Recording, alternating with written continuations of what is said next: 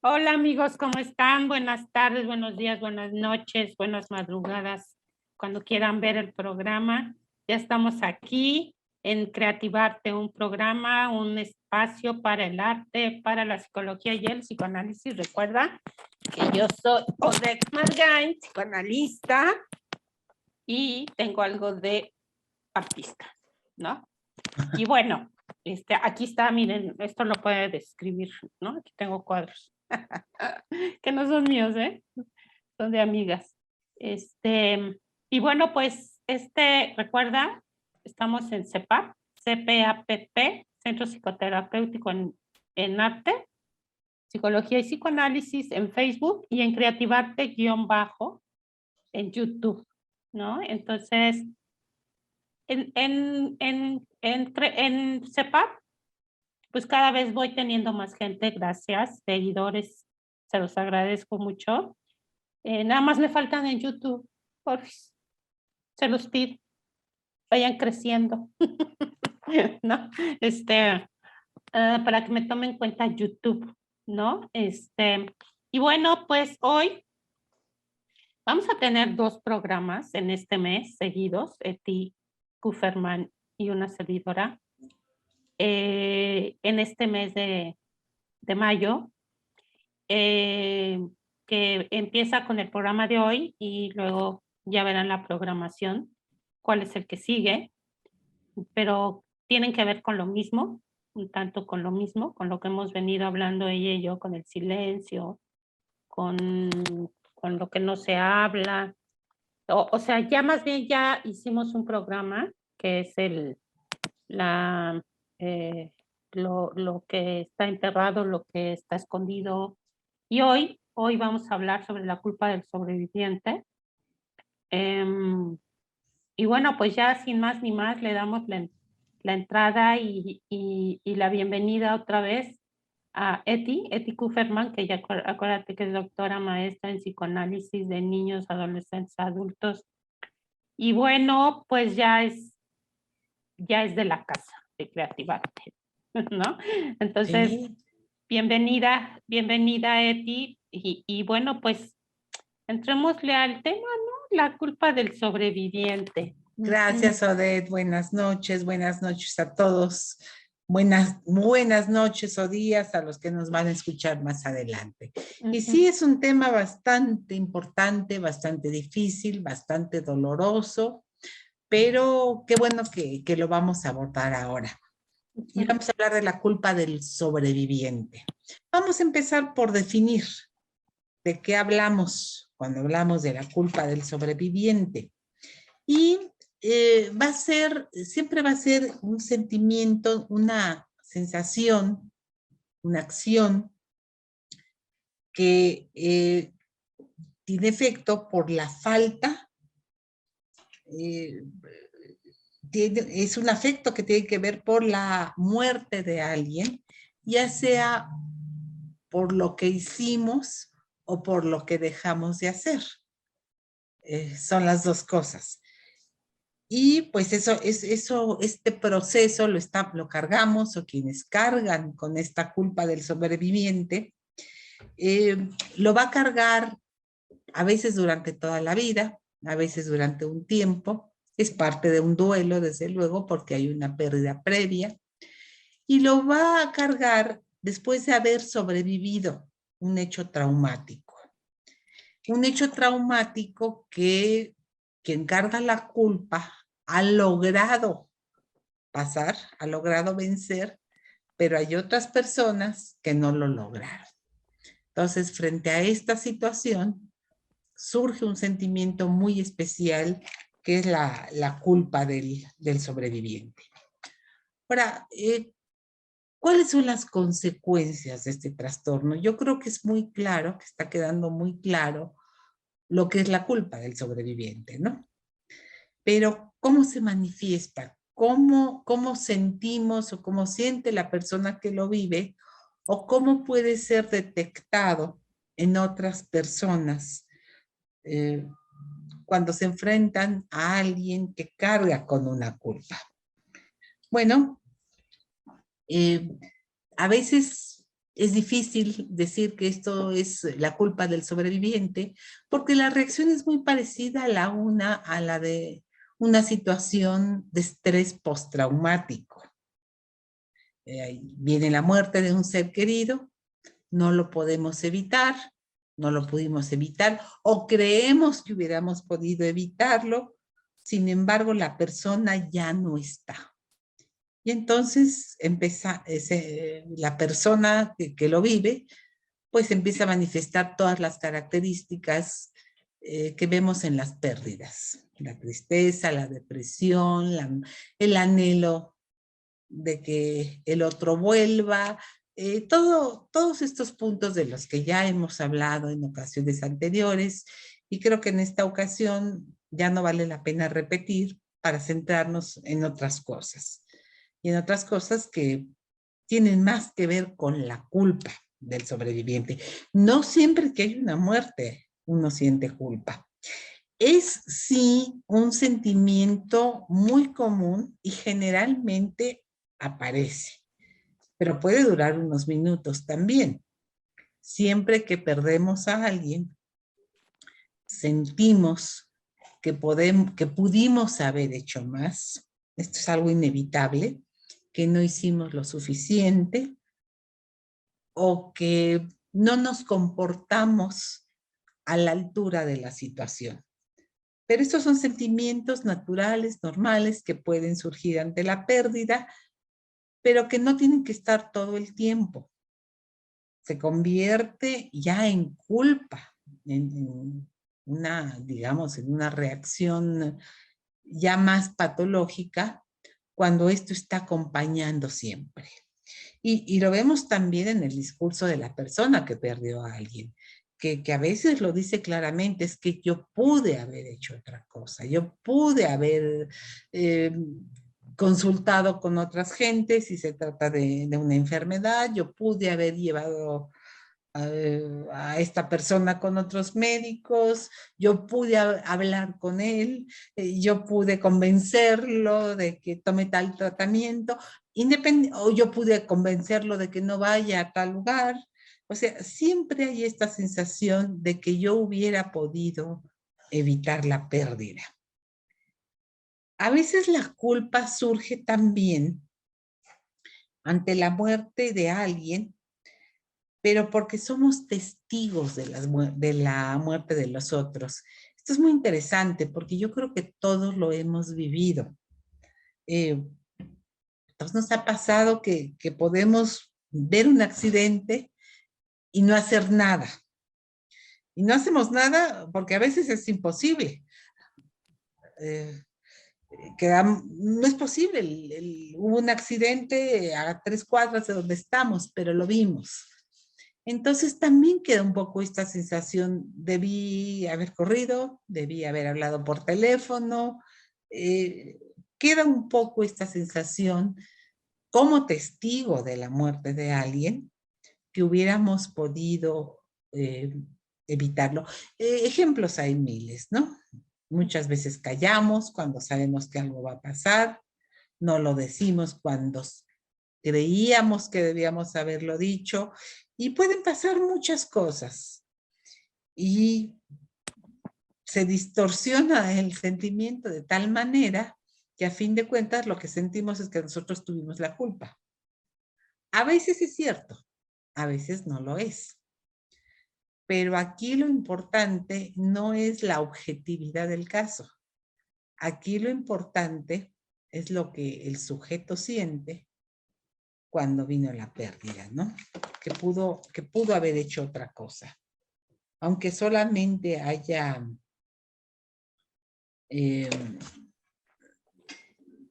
presenciado, aunque haya estado involucrado lejanamente en la muerte, en la pérdida del otro, ¿no? A veces las muertes suceden en otro país. Es común en las guerras, ¿no? Donde los muertos están muy lejos de nosotros, pero sentimos que es nuestro deber. Sentimos la impotencia y al mismo tiempo sentimos que nosotros, precisamente porque no estamos en la situación, podemos hacer algo. Es una lucha muy curiosa porque estamos enfrentados a esta parte de impotencia, a no puedo hacer nada por ti, no puedo hacer nada por la gente que está sufriendo, no puedo hacer nada por la gente que se está muriendo, y al mismo tiempo hay una sensación del deber, de que debo hacer algo.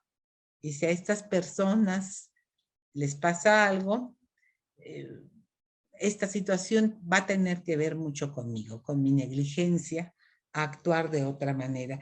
Y bueno, este proceso puede durar toda la vida, ¿no? Conocemos personas que vivieron guerras de niños y llegan a la ancianidad, llegan a ser adultos mayores y siguen cargando la culpa de no haber intervenido a tiempo o no haber intervenido en la salvación de esa persona. Y es una reacción muy, muy dolorosa, muy difícil porque nos limita. Y ya sabemos, bueno, los que hemos estado cercanos al psicoanálisis y los que nos han escuchado previamente, lo que todos estos sentimientos de culpa hacen en nuestra vida psíquica. Cargar con culpas nos lleva a vidas muy dolorosas, muy desastrosas. Bueno, cada quien tiene una historia diferente que contar. Cada historia. Por ejemplo, ahorita me pongo a pensar en cuando fue el sismo del 85, ¿no? Pues yo estaba muy jovencita, estaba estudiando en la Ibero, precisamente, ¿no? Y unos meses antes, yo había tenido un enojo con un novio que tuve, que quise mucho, que él pues me protegía, pues yo lo quería, nos quisimos mucho, ¿no? Y en enero, febrero de ese año, yo vivía sola en una casa de huéspedes cerca de la Ibero, aquí cuando estaba en la campestre Churubusco. Entonces... Pues fue cuando se cayó. No, la del 85 se cayó la Ibero. No, se cayó en el 79 porque yo vivía aquí en la campestre. Sí, cierto, claro. Se cayó nada más la Ibero. O sea, yo seguí estudiando después del 79, pero ¿cómo les llamábamos? En los gallineros. En los gallineros. A mí me tocaron los gallineros, yo entré en el 80. Ahí me recibí, en un gallinero. Me recibí sí, ahí me recibí de la maestría. Fíjate. Sí, bueno, nosotros de la licenciatura ya nos tocó al inicio del Santa Fe, poquitito tiempo.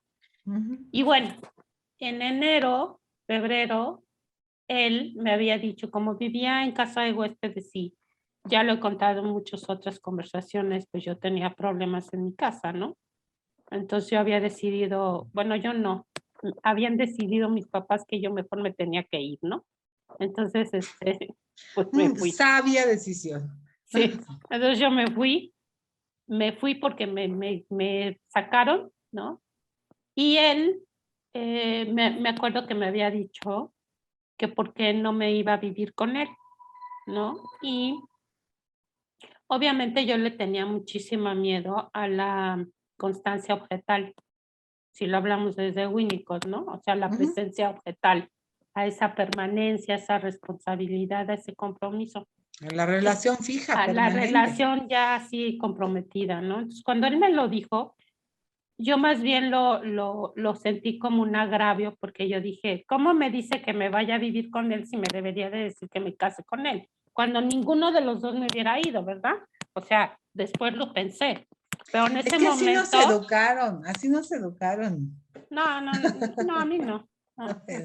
No, o sea, es como, no sé, así fue como una justificación para decirle, no me voy a vivir contigo, ¿no?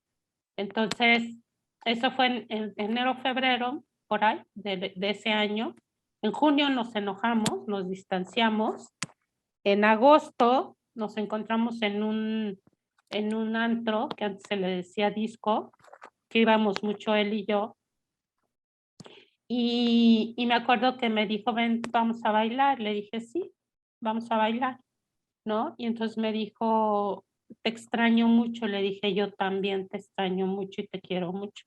Entonces me dijo, ahorita estamos un poco medio bebidos, pero ¿por qué no nos vemos ahora que regreses de Michoacán? Porque, bueno, mi papá tenía allá, pues, unas hectáreas con aguacate y casa y todo, ¿no? Entonces, por lo regular nos íbamos a Michoacán los 15 de septiembre, ¿no?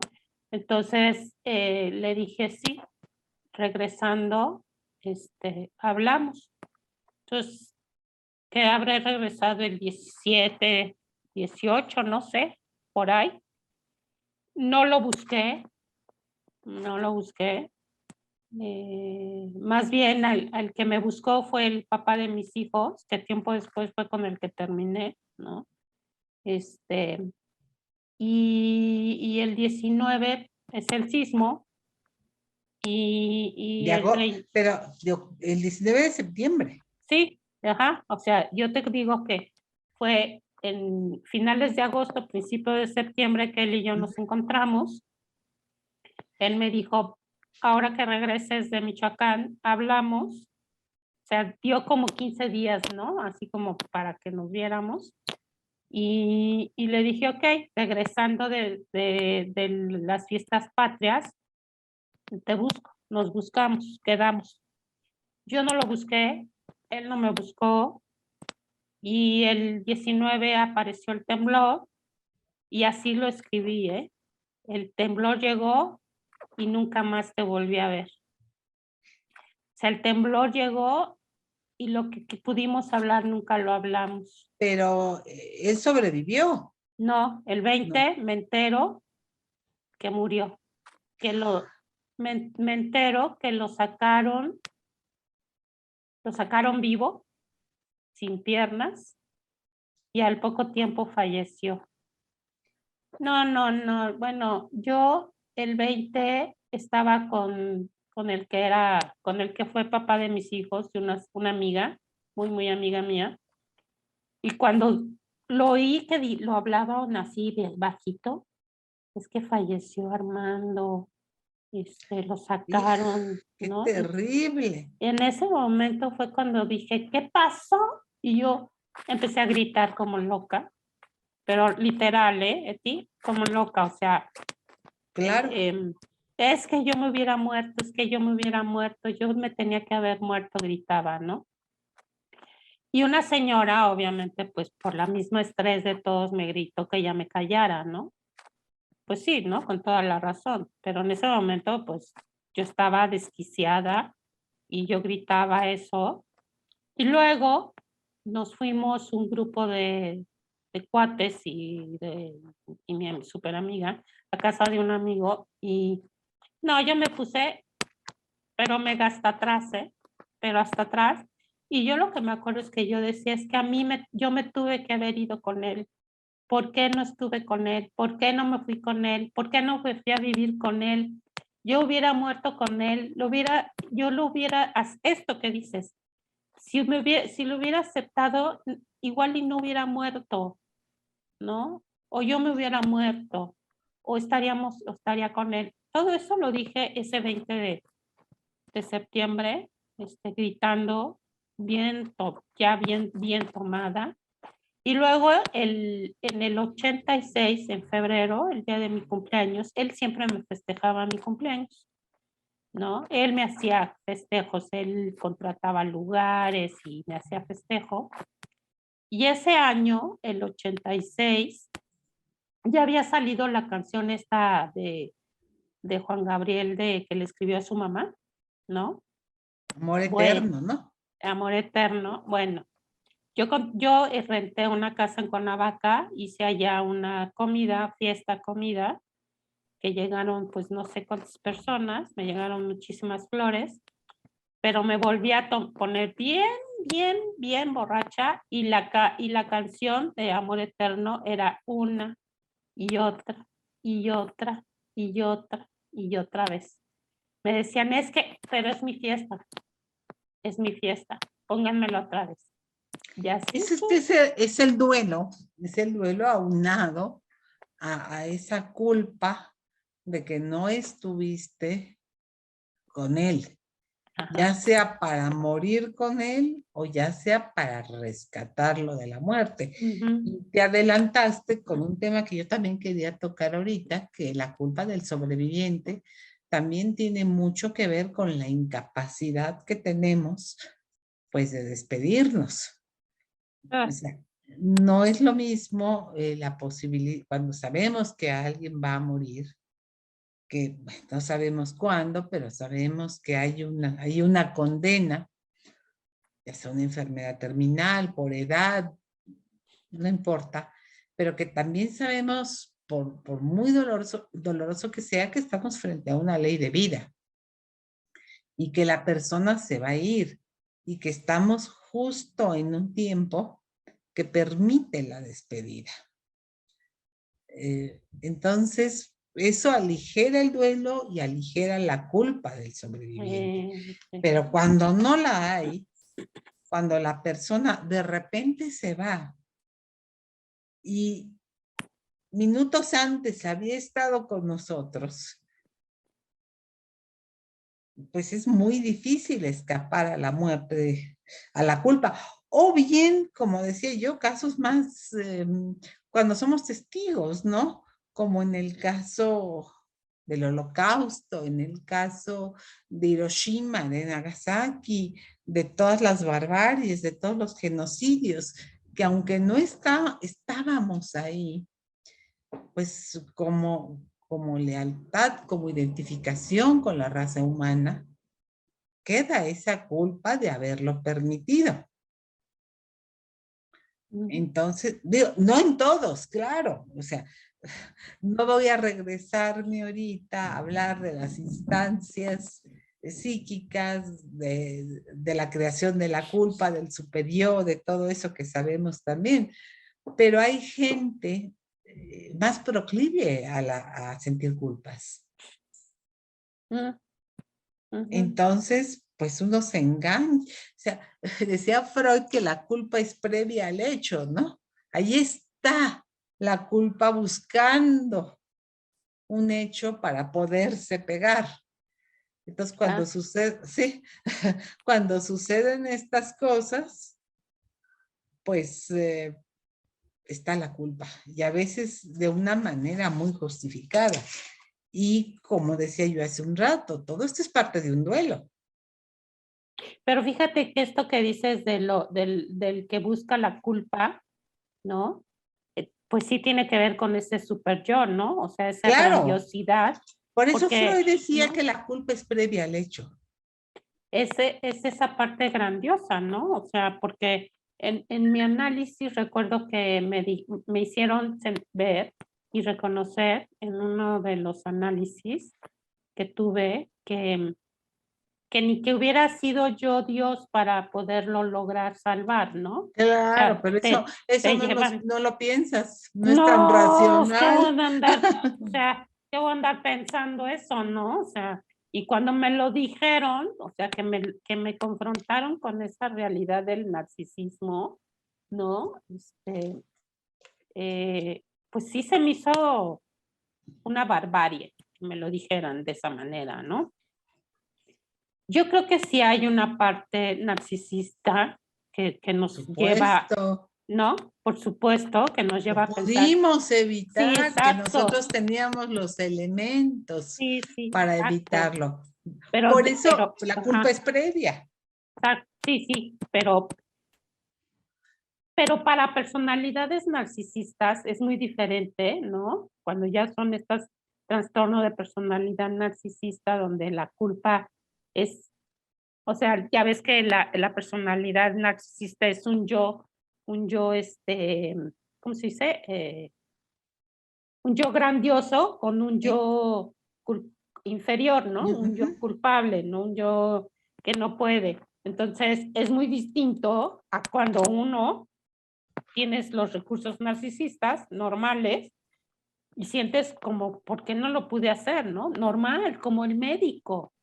Bueno, como en tu caso, ¿no? En tu caso, que esta persona, el caso que nos traes tuyo personal, que agradecemos que sea este ejemplo tuyo, donde pues hubo una parte donde sí tenías, sí habías tenido la oportunidad de irte con este hombre, de vivir juntos, seguramente hubieran vivido en otro lugar y hubieran pasado el temblor juntos y pues se hubieran asustado mucho, a lo mejor hubieran salido damnificados como muchos, pero no se hubieran muerto. Eso nunca lo vamos a saber. No. Estoy pensando en otro caso de una mujer que estaba en pareja con un hombre alcohólico. El hombre estaba ya en una situación terminal. Ya estaba requería un trasplante de hígado, estaba ya en una situación final totalmente.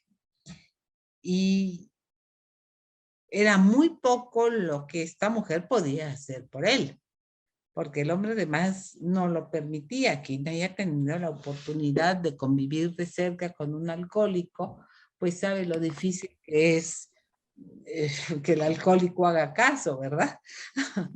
Entonces, pues la angustia de esta mujer era que no se vaya a morir en mi casa. Sí, estoy haciendo todo lo posible por ayudarlo, pero ojalá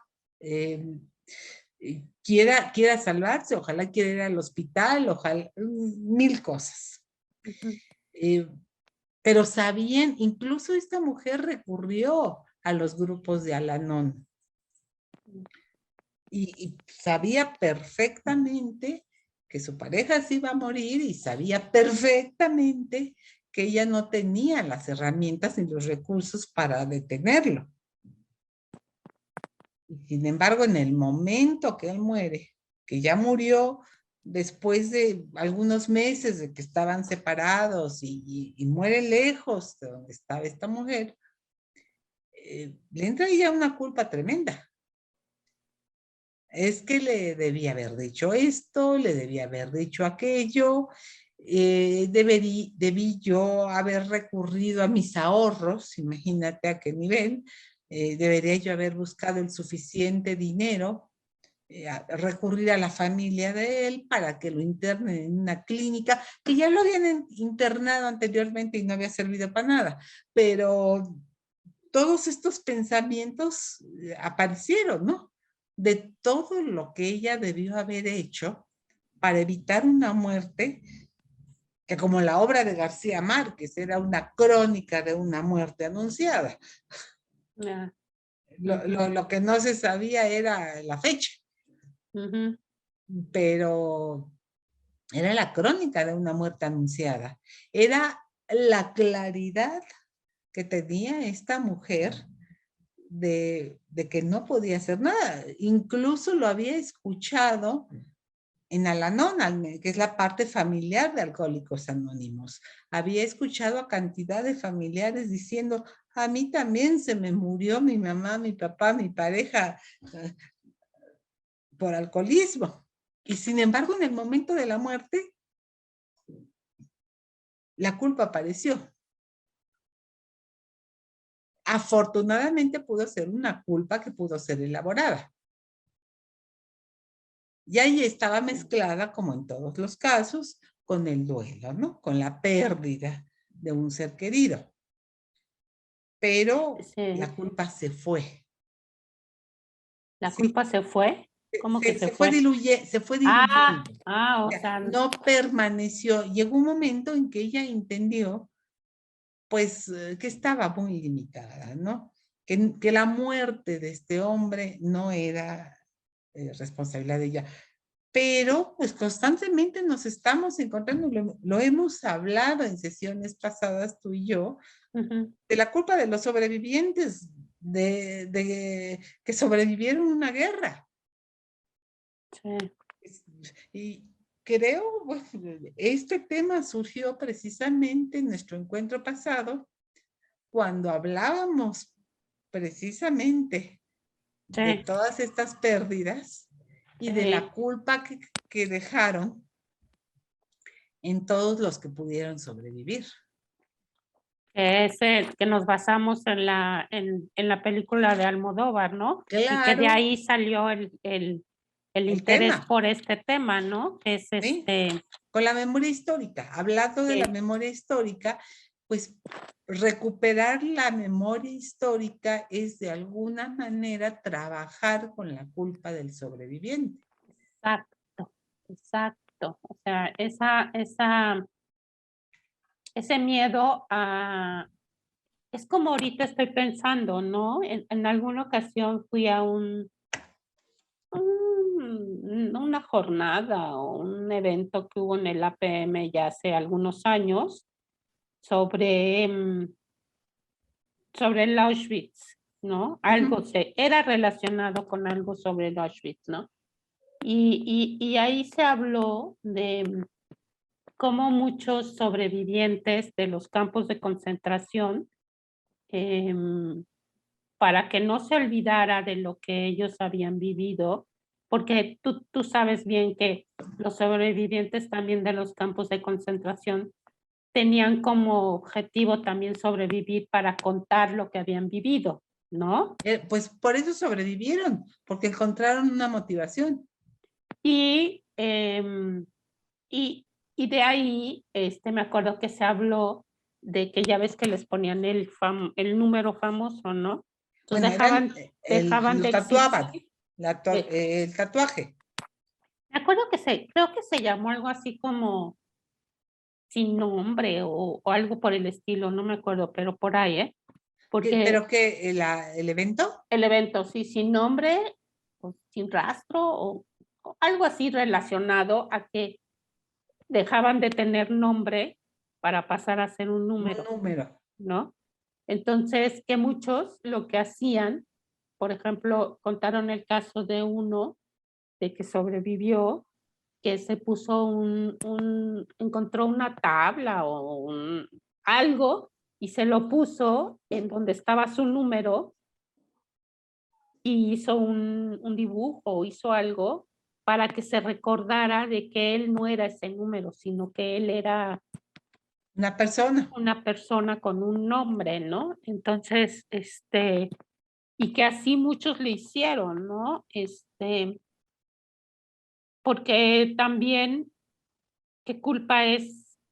Debe de, o sea, sí es haber sobrevivido, salido de los campos, contar de lo que vivieron, escuchar los otros, y ahí es donde se unen nuestros programas, la recuperación de la memoria y la culpa del sobreviviente. O sea, yo, familia, no quiero saber nada, o sea, nietos de la abuela que sobrevivió, o bisnietos, o tataranietos, y no quieren saber, ¿no? Porque les duele, porque no lo vivieron, como el caso que te conté en la pasada conversación de la recuperar la memoria de mi familia, de mi mamá, ¿no? Que mi tía decía, no, no, ya no quiero que cuenten porque yo no lo viví y no quiero saber, ¿no? Y hay muchos. ¿No? Y los dos hermanos más chicos, ¿eh? Me acuerdo que le dije, eres una egoísta, porque ellas tienen necesidad de hablarlo y tú, ¿por qué no lo quieres escuchar? Es parte de tu vida, pero ellas callaron, ¿no? Entonces, esa es la culpa del sobreviviente. Yo no sé qué tanto en mi tía, en este caso, o los que no quieren escuchar, Hay mucha culpa. es mucha culpa, ¿no? Posiblemente sí. Ujú. Posiblemente sí. La culpa está, pero yo creo que es mucho más sano la parte consciente cuando quien siente la culpa está consciente de lo que siente, el poder decir, es que yo sobreviví y ellos no, y nunca me lo voy a poder perdonar, que aquel que no quiere saber nada, precisamente para no despertar esto. Para no sentir culpa, Claro. O sea, ¿no? sí, por supuesto. Yo creo que la culpa del sobreviviente es parte, desde luego, del proceso de duelo. Y no se trabaja aparte, se trabaja como parte de toda la elaboración del duelo. Pero llega un momento que esto sale y hay que hablarlo y hay que decirlo. Cuesta mucho trabajo. A mí Claro, me costó años, por Eti. supuesto, no es la... Y sabes qué, hay que dar algo, siempre queda algo. Sí, sí, sí, sí, Siempre pero las nuevas pérdidas van a resignificar lo anterior. Y siempre que te acuerdes de este hombre querido que se perdió con el temblor, pues va a aparecer un sentimiento de que, y si se hubiera salvado, y si hubiéramos hecho, pero ahora bueno, lo recuerdo con mucho cariño de todo lo que me dio. Cuando lo dejé, cuando se vino esta culpa horrible y que dejé de pensarla, precisamente, o sea, me fui a total ausencia, melancolía, o sea, esto no se habla, esto no se siente, esto no se piensa, esto no existió, él no existió, él no. Entonces, fue un error, ni error, no o pasó. sea, no, aquí no. Luego me embaracé, entonces en el 86 me embaracé, o sea, era tanto mi dolor a la pérdida que pues llegué a los brazos de mi exmarido y me embaracé y pues eso fue lo que Te rescató me también. rescató de ese dolor, ¿no? Entonces no había tiempo para estar pensando en eso, ¿no? Pero ahí estaba, porque muchísimos años después me vino una depresión muy fuerte, Ahorita lo estamos hablando. ¿no? Y ahora, gracias a Dios, ¿no? Hoy lo puedo hablar, pero no lo podía hablar, ¿no? O sea, no podía hablarlo hasta que lo empecé a hablar en análisis hace muchos años y salió un llanto no, o sea, incontenible.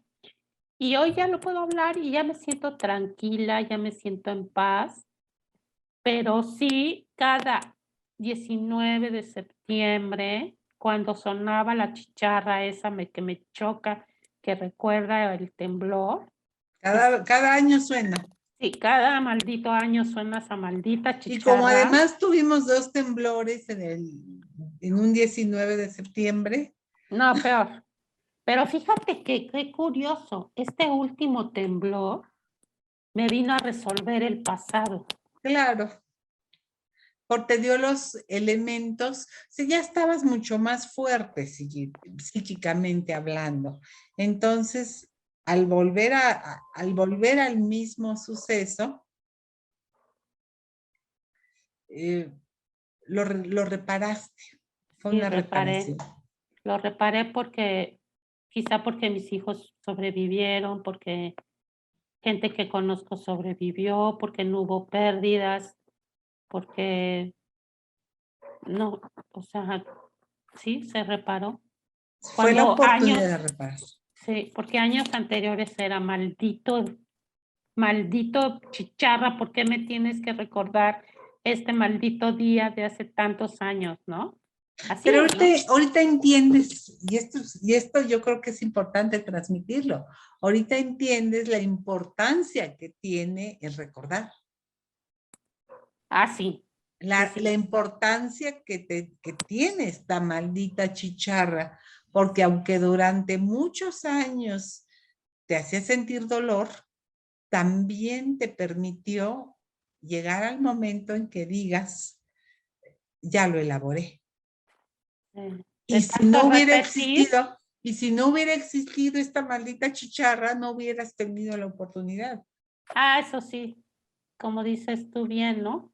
Es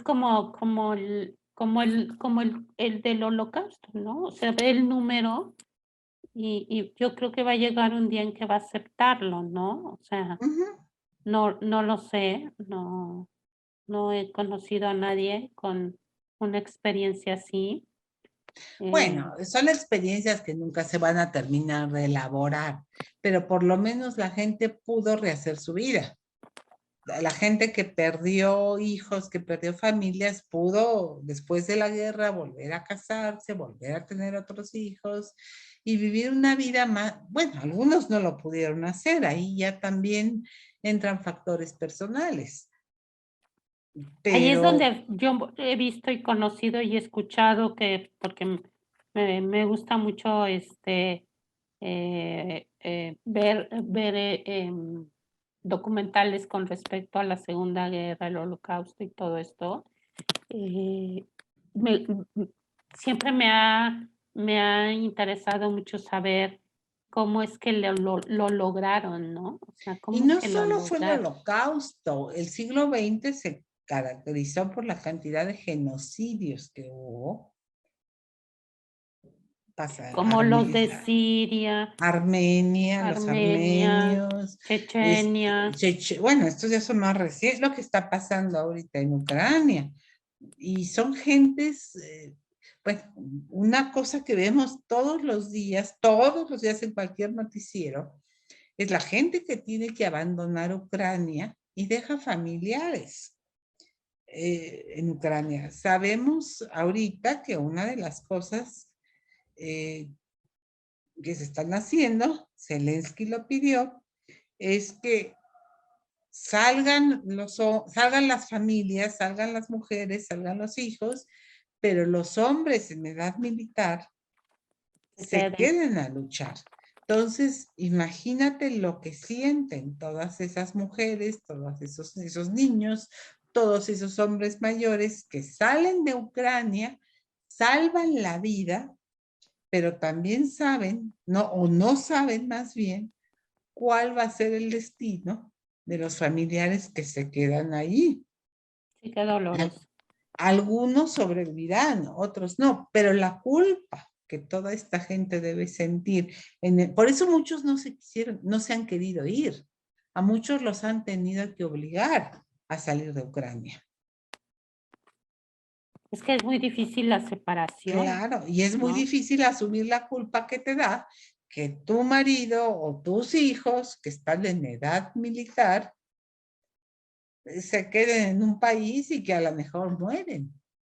Sí, así como tantos, ¿no? Que les dijeron, te tienes que ir. Hay un corto, un documental en Netflix sobre un niño que tiene nada más una pierna, precisamente, no es judío, pero está en la Segunda Guerra y ya ves que también a los que tenían alguna, Ah, eh, sí, los nazis los querían eliminar. los A todos querían los eliminar, sí, a todos ¿no? los que tenían cualquier defecto.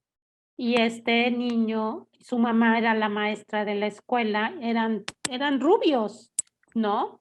Y Eran arios, pero con eran arios, defectos. pero él no tenía una pierna. Y el riesgo de que, de acuerdo a lo que decía Hitler, el riesgo de que un ario, por muy ario que fuera, de acuerdo a cómo ellos medían su, pues, su nivel de genético, también ese ario un ario con defecto podía transmitir el defecto a su gente. Y termina donde saben que este niño tiene y lo llegan a buscar, y ya su mamá ya habían ellos preparado cómo él se tenía que ir, ¿no? No me acuerdo cómo se llama el documental, pero tiene algo que ver con esto de la culpa y el sobrevivir, ¿eh? Pues es que Y eso es el el niño tema, se va, y sí, se va.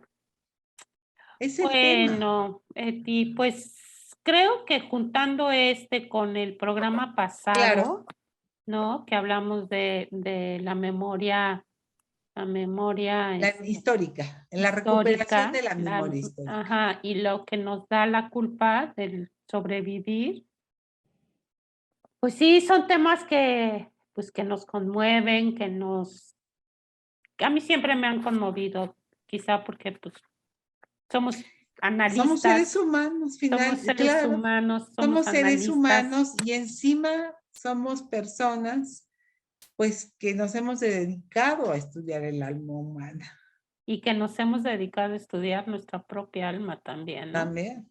Como ¿sí? responsabilidad y compromiso para el trabajo con el otro.